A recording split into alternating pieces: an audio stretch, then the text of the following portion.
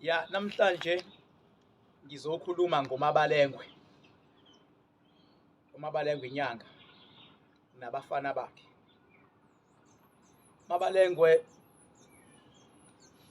uyazi ukuthi mina nawe sihloniphana kuyiphi level. Futhi uyazi ukuthi Mabalengwe mina nawe sisuka kuphi. Futhi uyazi ukuthi umsebenzi wakho Mabalengwe ngiyakwazi la ukuthi khona. Futhi nawe ngiyazi la ungekho ukuthi khona. Uyazi sisuke eThekwini sishintshana lapha ya mina ngisebenze ngomgqibelo wena usebenze ngesola. Sibambisene kahle kahle Mabalengwe nje uyazi ukuthi wena umngani wami. Kodwa ngabe ngidlala ngawe Mabalengwe bangase ngithi mina ubukele kumina noma khona la ngeke ngaku-advise khona noma khona la ngikufundise khona ngakaze ngenze lutho kuwena. Yabo saqale sangazwana before sakhula saba badala sazwana mase sizwana sazwana kakhulu kodwa akusho lokho ukuthi makukhona la ushayisa khona ngizongakubonisi. Abangani beqotho kakhulukazi njengoba nje sihlangene ngomsebenzi wokulapha abantu ufuna babonisane. Ophatheka kabi bengabe unomngani kodwa angakubonisi noma uronke ngoba lowo mngani usuke ezohleba emaceleni ngawe kodwa manje befika kuwena afika ahleke esinhlini. So njengoba Mabalengwe mina namhlanje ngizokhuluma ngawe nabafana bakho. Uyazi Mabalengwe ukuthi somehow somewhere ubunyanga sebuphendukile baba ibhizinisi. Leli iqiniso engishoyo ubunyanga sebuphendukile baba ibhizinisi. As much as into ebalekile ukusiza abantu kodwa futhi nemali iyafuneka. Ngoba nawe unama families nawe unezinto that you need to take care of. Khona inkulumo yakho ke Mabalengwe engizwe uyibhekisa kuKhehlelezi. Mina ngokwami angiyithandanga le nkulumo. Yabo angiyithandanga ngoba ngiyakuhlonipha ngiyazi ukuthi uvuthiwe. Ngiyazi futhi ukuthi umdala eminyangeni. Kodwa le nkulumo leya iphazamisile bengabe uthi asikho isigubhu sika 6 million. Ngiyacela ukuthi mangabe ukuthi khona la uyifake khona kuma media platform uyisuse le nto. Imali yakho wenikeza usikhothe kanti wena ngoba unesigubhu sokwazi ukwenza more than 6 million ufunelani 6 million ngabantu bafetha sikho isigubhu sa 6 million uhlwa.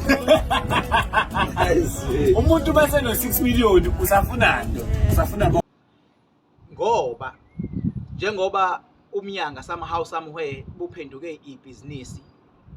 Ibhizinisi lithi yabo nje bengabe uyile esikoleni noma uyenzile ibusiness management khona eqalwa ngayo ukufunda thiwe obani obatargetile thiwa lokuzana itarget market.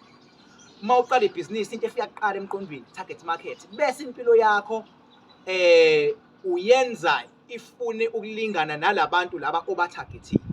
Uyabona nje bengabe sikhuluma ngomzo. Umzo utargete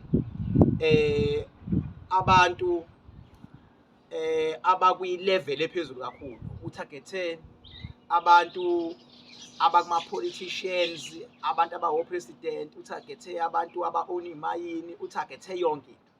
So kwi target market yakhe ingakho yena izama ngayo yonke indlela ukuthi adrive imoto ezifana noma Lamborghini, adrive imoto ezifana noma Ferrari somewhere ngoba uzama ukwenzani? Uzama ukubamba le standard sale target market yakho na bezombona umuntu ongabasiza. So uma ngabe ethi isigubhu sakhe so 6 million ukhuluma ne target market yakhe.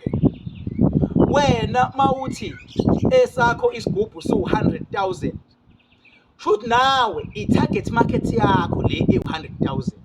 Target market yabantu kabawo 100,000 kungaba abantu mhlambe abenza lamathende amancane, kuba abantu mhlambe aba-own amaloli mhlambe kusewu3 wamaloli, kube abantu abanamathekisi mhlambe awu4 5 6 yabo. I-target market yakho vele kumuntu onamatekisi awu4 mawungathi akazame u6 million wesigubhu ngeke akwazi ukuyenza leyo nto. yabo. Kodwa umuntu owenza iprofit ka 20 million bakhona abantu abakanjalo angawukhipha u6 million with no fee ngoba vele imali ayenzayo ngokwe level yakhe enkulu. So uKhehlelezi ke ube sengena kuleyo market wathi isigubhu 6 million. So wena awunalo ilungelo ukuthi ungathi kuyena ke asikho isigubhu sika 6 million ngoba mawuthi asikho sika 6 million thina njengo King Bhaka sizoveza ukuthi hayi ibusiness ongayi-understandanga lapho. Uyabona nje isibonelo mina ngeke ngahamba ngaye emlazi endaweni yobumnandi ngomunye unyaka. Bengabe ngifika eyadini. Ngangiye eyadini. Mangifika eyadini iMowex u1100.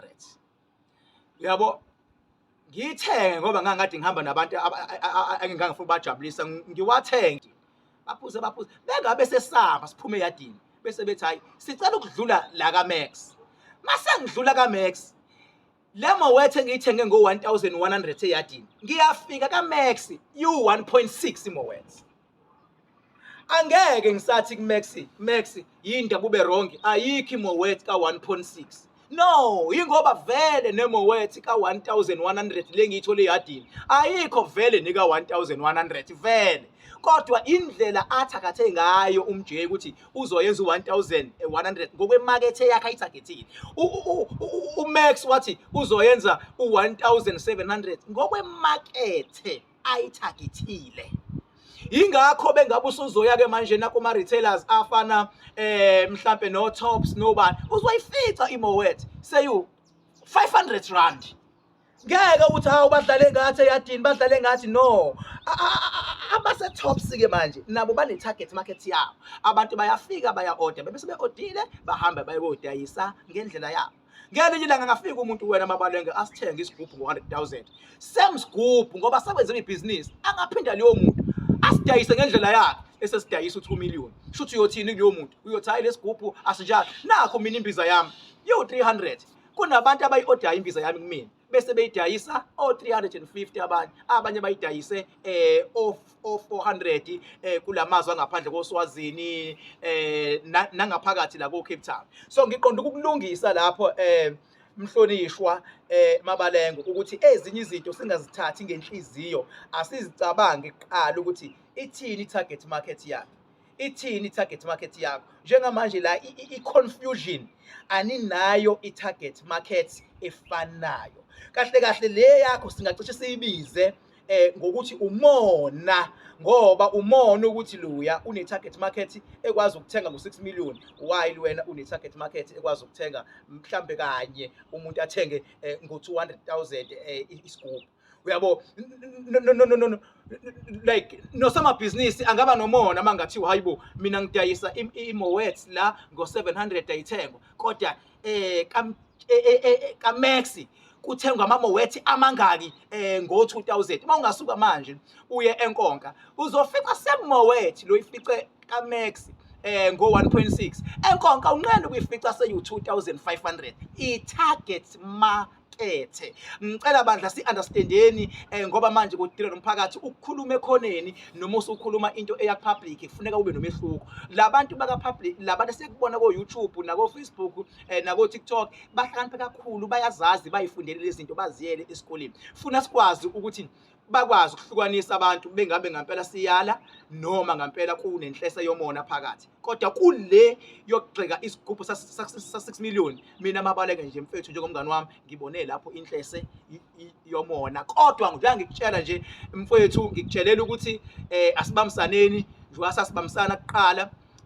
Ngiyakufisela inhlanhla nawe ngoba vele ngiyabona izinto zakho nawe zikuhambela kahle ukuthi nje ngicela uunderstand nje le business. Bese ngiyaphinda okugcina sengizokhuluma ngale othebe ngabe sibona ukuthi enzayo engalungile. Ayikho into ebaluleke njenge-manner of approach. Uyabo omunye umuntu angagcina engayizwanga into oyishoyo ngendlela omtshela ngayo. Uyabona vele njengoba kade sikhala ngento eyenzeka lapha emfuleni kwasha kwacima kanjani kuthiwa kuphuma imali sonke besikhala lapha. But indlela othe mawukhala wena wase uyiveza ngayo ayingijabulisanga mina. Angiphiki umuntu nomuntu unendlela yakhe enza ngayo izinto, kodwa ithe bengabe uyiveza Mabalengwe, waveza ukhuluma into eright, kodwa into eright uyikhuluma ulwa.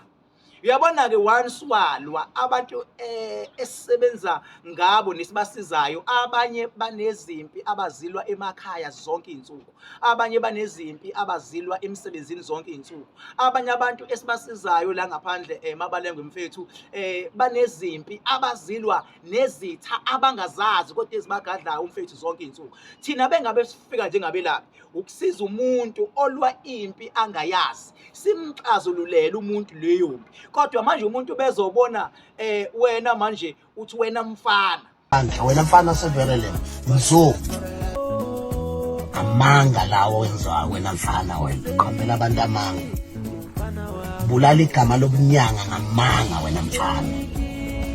usho kumuntu onamakhosikazi, usho kumuntu usho kumuntu onezingane ezimhloniphayo, usho kumuntu onabalandeli abamhloniphayo, uzothi wena mfana. Uyabo, as much as udlulisa into ebalulekile, kodwa indlela laphana Mabalengwe mfethu oyidlulise ngayo, I was not happy at all. You know what I mean? I was not happy at all. Ekuthiwa nje uthe hayi mzo, lento yakho yokuthi wenze kanje mfethu ayilungile leyo, ngoba kufanele izimpi ezikhona emaceleni zize zibonwe i-public, because abantu bazoqala baconfuseke. Mase beconfusele abantu bese beyaqala beluza i-trust, kanti umuntu oluza i-trust kuwena umuntu obuzomsiza makuthiwa ngempela ufikile kuwena.